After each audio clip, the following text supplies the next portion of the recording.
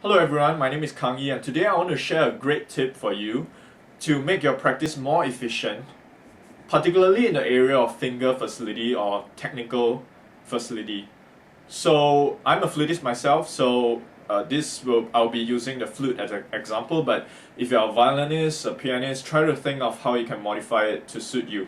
So I want to talk about the power of the mind. For example, research has shown that when we have three groups of people, control group, one group that has accessed and actually play the piano, another group that is looking at the piano but is not allowed to play the piano, and just using the power of the mind by imagining yourself playing the piano, you could actually over a few weeks perform better than the control group. So this group doesn't actually play the piano keys, but this group is able to perform much better than a control group. So another example would be, this guy, a group standing in front of the basketball hoop and imagining herself throwing the ball into the hoop. Just imagining yourself throwing the basketball into the hoop could actually cause you to perform better. So how can we apply this to instrument playing? So if you look at a flute, for my case, this is how flutists hold a flute when they're playing.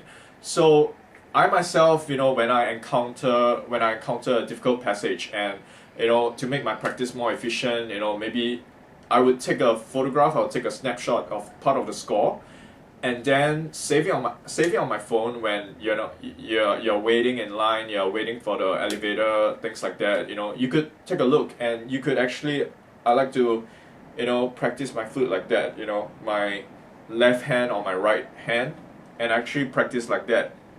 You could do it when you're pissed off. I mean, you don't want to pay attention to someone making a talk. You could just practice. This is like multitasking. So this is one great way to practice passages that I find very troublesome. So when I actually have access to a flute, I have already saved hours of practice because I have been practicing the fingering. So you don't actually need an instrument to practice the fingerings.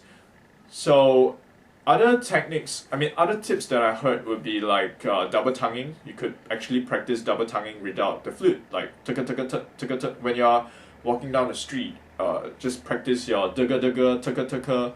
Just practice it. Another tip would be you're in a hotel room and it's quiet. You don't want to disturb your neighbors. You can't actually play your flute, but you could actually play your flute quietly and practice. As long as your breath, you could actually hear the flute sound without playing the full sound, and you could practice things like double tonguing. You could practice your fingering. So these are some advice for you, some tips that hopefully can make your practice more efficient. But I understand that many of you guys may actually have a kid, a family to take care of. You are very busy, you have a day career, and music is a night career.